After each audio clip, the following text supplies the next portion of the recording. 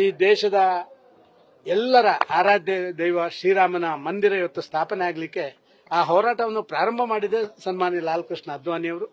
ನರೇಂದ್ರ ಮೋದಿಯವರು ಅಂದಿನ ಕಾಲದಲ್ಲಿ ಈ ಒಂದು ದೊಡ್ಡ ಹೋರಾಟದ ನಮ್ಮ ಅದ್ವಾನಿಯವರ ಹೋರಾಟದ ನೇತೃತ್ವವನ್ನು ನರೇಂದ್ರ ಮೋದಿಯವರು ವಹಿಸಿದ್ರು.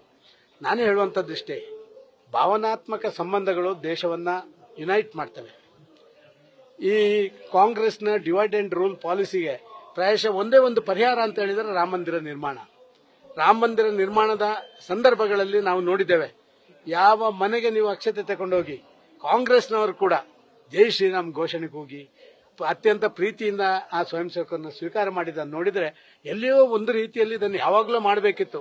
ಸ್ವಾತಂತ್ರ್ಯದ ಸಂದರ್ಭದಲ್ಲಿ ಗಾಂಧೀಜಿ ಹೇಳಿದಂತ ಶ್ರೀರಾಮ್ ಜೈರಾಮ್ ಅದು ಅವತ್ತಿಂದ ನೆನೆಗುದಿಗೆ ಬಿದ್ದಿತ್ತು ಈ ಕಾಂಗ್ರೆಸ್ನವರ ಆಕ್ಟಿವಿಟೀಸ್, ಅವರ ಪೊಲಿಟಿಕಲ್ ಸ್ಟ್ಯಾಂಡಿನ ಹಿನ್ನೆಲೆಯಲ್ಲಿ.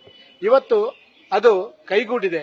ಈ ದೇಶ ಯಾವತ್ತೋ ಅದ್ವಾನಿಯವರಿಗೆ ಪ್ರಶಸ್ತಿಯನ್ನು ಕೊಡಬೇಕಾಗಿತ್ತು, ಆದರೆ ಇವತ್ತಾರು ಸಿಕ್ಕಿತ್ತಲ್ಲ, ನಾವೆಲ್ಲ ಅತ್ಯಂತ ಸಂತೋಷದಿಂದ ಸ್ವೀಕಾರ ಮಾಡಿದ್ದೇವೆ. ಅದ್ವಾನಿಯವರಿಗೆ ದೇವರು ಇನ್ನೂ ಹೆಚ್ಚು ಆರೋಗ್ಯ, ಹೆಚ್ಚು ಅವರಿಗೆ ಆಯಸ್ಸನ್ನು ದೇವರು ಕೊಡಲಿ ಅಂತ ಹೇಳುವಂತ ಪ್ರಾರ್ಥನೆಯನ್ನು ಮಾಡ್ತಾರೆ. ಸರ್, ಈಗ ನಾನು ನಿಮ್ಮಲ್ಲಿ ಒಂದೇ ಪ್ರಶ್ನೆ ಕೇಳೋದು, ನೀವು ನೇರ ಹೋಗಿ ಈಗ ಅದ್ವಾನಿಯವರಿಗೆ ಭಾರತ ರತ್ನ ಕೊಟ್ಟಿದ್ದಾರಲ್ಲ, ನಿಮ್ಮ ಒಪಿನಿಯನ್ ಏನು ಅಂತ ಕೇಳಿ. ಬಹುಶಃ ಅತ್ಯಂತ ಕಂಗಾಲಾಗುವಂತ ವ್ಯಕ್ತಿಗಳು ಯಾರಾದ್ರೂ ಕಾಂಗ್ರೆಸ್ ವ್ಯಕ್ತಿಗಳು, ಅವರು ಯಾರು ಆಲೋಚನೆ ಮಾಡಲಿಲ್ಲ. ಇವತ್ತು ಅದ್ವಾನಿಯವರು ಒಂದು ರೀತಿ ಎಲೆಕ್ಟ್ರಾಲ್ ಪಾಲಿಟಿಕ್ಸ್ ಇಂದ ದೂರ ಇದ್ದಾರೆ. ಭಾರತೀಯ ಜನತಾ ಪಾರ್ಟಿಯ ನಮ್ಮ ಒಂದು ಹಿರಿಯರ ತಂಡದ ನೇತೃತ್ವ ವಹಿಸಿಕೊಂಡಿದ್ದಾರೆ. ಅವರನ್ನೆಲ್ಲ ಕಡೆಗಣಿಸ್ತಾರೆ ಅಂತ ಇವರು ತಿಳ್ಕೊಂಡಿದ್ರು.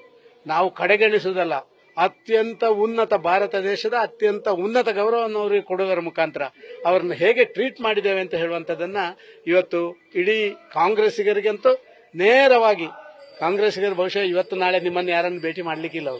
ಅವರು ಸ್ವಲ್ಪ ಕಂಗಾಲಾಗಿ ಇದನ್ನ ಈ ಪ್ರಶ್ನೆ ನೀವು ಕೇಳಿದ್ರೆ ಅವರಿಗೆ ಕಂಗಾಲಾಗಬಹುದು ಅಲ್ವಾ ವಿಶ್ವಣ್ಣ?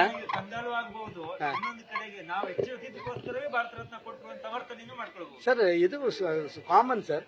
ಮೂಗು ಬಿದ್ರು, ಇದು ಕೆಳಗೆ ಬಿದ್ರು ಕೂಡ ಮೂಗು ಮೇಲೆ ಅಂತ ಹೇಳುವಂತ ಜಾಯಮಾನವೇ ಕಾಂಗ್ರೆಸ್ನಲ್ಲಿ ಇರುವಂತದ್ದು.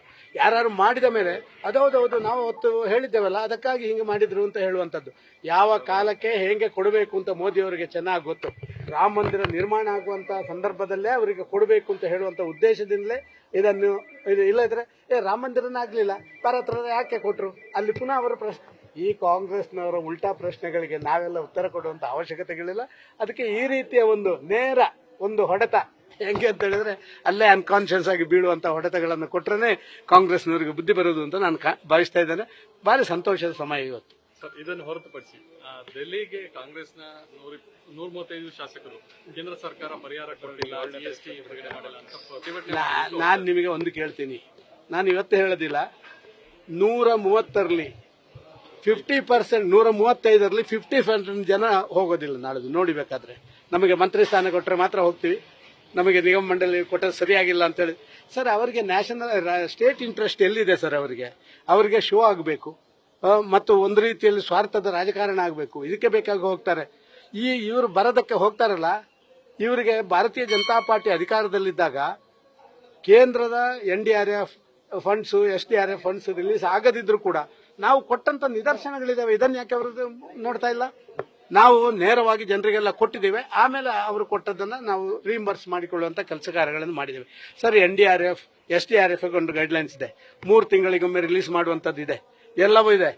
ನಾವು ಕೂಡ ಏನು ಕೇಂದ್ರದ ಹಿಂದೆ ಬಿದ್ದಿಲ್ಲ ಅಂತಲ್ಲ, ನಾವು ಬಿದ್ದಿದ್ದೇವೆ. ಸ್ವಲ್ಪ ಅಡ್ವಾನ್ಸ್ ಪೇಮೆಂಟ್ ಮಾಡಿ ಅಂತ ಹೇಳುವಂತದ್ದು ನಾವು ಕೂಡ ಕೇಳುವಂತದ್ದು ಮಾಡಿದ್ದೇವೆ. ಯಾರು ಕೊಡ್ತಿಲ್ಲ ಅಂತ ಹೇಳೋದು? ಇವರಿಗೆ ಯಾವುದರಲ್ಲಿ ಕೊರತೆ? ಮೊನ್ನೆವರೆಗೆ ಹೇಳ್ತಾ ಇದ್ರು GST ನಮಗೆ ಅಷ್ಟು ಬಾಕಿ ಇದೆ, ಇಷ್ಟು ಬಾಕಿ ಇದೆ ಅಂತ. ಮೊನ್ನೆ ನಿರ್ಮಲಾ ಸೀತಾರಾಮನ್ ಎಲ್ಲ ಇಡೀ ದೇಶದಾದ್ಯಂತ ಯಾವ ಯಾವ ರಾಜ್ಯಗಳಿಗೆ ಎಷ್ಟೆಷ್ಟು GST ಹೋಗ್ಬೇಕಿತ್ತು, ಎಷ್ಟು ರಿಲೀಸ್ ಮಾಡ್ತೇವೆ ಅಂತ ಹೇಳಿ ಎಲ್ಲವನ್ನ ಹೇಳಿದ ಮೇಲೆ ಆಮೇಲೆ ಅವರದ್ದು ಸುದ್ದಿ ಇಲ್ಲ. ಎಲ್ಲ ಈ ರೀತಿಯ ಕುಹಕ ನಾಟಕ, ಇದನ್ನೆಲ್ಲ ಜನ ಚೆನ್ನಾಗಿ ತಿಳ್ಕೊಂಡಿದ್ದಾರೆ. ಇವರಿಗೆ ಈಗ ಡೆಲ್ಲಿಗೆ ಯಾಕೆ ಹೋಗುದು ಗೊತ್ತಾ? 1-2 ದಿನ ಡೆಲ್ಲಿಗೆ ಹೋದವ್ರದೆಲ್ಲ ತೋರಿಸಬಹುದಲ್ಲ. ಆ 2 ದಿನ ಆದ್ರೂ ಕೂಡ ಈ ಫ್ರೀ ಬೀಸ್ ಮತ್ತೊಂದು ಕೊಡುವಂತದ್ದಕ್ಕೆ ಜನ ಕಿರಿಕಿರಿ ಮಾಡುವಂತ ಬಿಟ್ಟು ಏನೋ ದುಡ್ಡು ತರ್ಲಿಕ್ಕೆ ಹೋಗಿದ್ದಾರೆ. ಅಲ್ಲಿ ಇವರ ತಲೆಯಲ್ಲಿ ಏನು ಅಂತ ಹೇಳಿದ್ರೆ, ಜನಗಳನ್ನ ಒಂದು ರೀತಿ ದಾರಿ ತಪ್ಪಿಸಿ ದುಡ್ಡು ತರಲಿಕ್ಕೆ ಕೇಂದ್ರಕ್ಕೆ ಹೋಗಿದ್ದಾರೆ. ಆ ದುಡ್ಡು ನಮಗೆ ಬರಬಹುದು ಅಂತ ಹೇಳುವಂತ ಒಂದು ಮಾನಸಿಕತೆಯನ್ನು ಹುಟ್ಟುವಂತ ಕೆಲಸ ಕಾರ್ಯಗಳನ್ನು ಮಾಡಿದ್ದಾರೆ. ಮತ್ತೆ ಸದಾನಂದ ಗೌಡ್ರ ಅವರ ನಿಲುವು ಏನಾರ ಬದಲಾವಣೆ ಆಗ್ಬೋದು ಸರ್? ಶಾಸಕರ ಯಾವ್ದು ಬೆಂಗಳೂರು ಉತ್ತರ ಕ್ಷೇತ್ರದ ಶಾಸಕರ ಒತ್ತಡ ಇತ್ತು ಸರ್. ಸದಾನಂದ ಗೌಡ್ರು ಏನ್ ತೀರ್ಮಾನ ಮಾಡಿಕೊಂಡ್ರು ಅಂತ ಸರ್, ಮುಖ್ಯವಾಗಿ ಒಂದು ಪದವನ್ನು ಕೂಡ ಬಳಕೆ ಮಾಡಿದ್ರಿ ಅಲ್ಲಿ. ಏನು? ಮಾಜಿ ಆದ್ರೇನು ಹಾಲಿ ಆದ್ರೇನು ಮಾಜಿ ಅನ್ಕೊಂಡು ಹಾಲಿ ಅನ್ಕೊಂಡು ಕೆಲಸ ಮಾಡ್ಬೇಕು ಅಂತ ಹೇಳಿದ್ರಿ. ಅಲ್ಲ, ನಾನು ಎಲ್ಲ ಕಾರ್ಯಕರ್ತರಿಗೆ ಹೇಳಿದ್ದು, ಇದಕ್ಕೆ ನಮ್ಮದು ಭಾಷಣಗಳುಂಟಲ್ಲ, ಸ್ವಯಂ ಭಾಷಣ ಅಲ್ಲ, ನಮ್ಮದು ಭಾಷಣಗಳೆಲ್ಲ ಕೆಳಗೆ ಕೂತವರೆಲ್ಲ ಹಿಂಗೆ ನಡ್ಕೋಬೇಕು ಅಂತ ಹೇಳುವಂತದಕ್ಕೆ ಮಾತ್ರ ಮಾಡಿರುವಂತದ್ದು. ಅಂದ್ರೆ ಬಿಟ್ರೆ ಸರ್ ಅಲ್ಲ ಸರ್ ಸರ್ ಸ್ಪರ್ಧೆ ಮಾಡ್ತೀರಾ ಹೇಗೆ ಅನ್ನೋದು? ಸರ್ ನಾನೇನು ಪಕ್ಷಕ್ಕಿಂತ ಮೇಲಿನವಲ್ಲ, ಪಕ್ಷದ ಆದೇಶವನ್ನು ಪಾಲಿಸುವಂತ ಒಬ್ಬ ಕಾರ್ಯಕರ್ತ. ಆದ ಕಾರಣ ಏನು ಮಾತಾಡಬಾರದು ಅಂತ ಹೇಳಿದರೆ ನಾನು ಏನು ಮಾತಾಡೋದಿಲ್ಲ. Thank you. ನ್ಯೂಸ್ ಫಸ್ಟ್ ನಿರ್ಭೀತಿಯಿಂದ ನಿಮ್ಮ ಪರವಾಗಿ.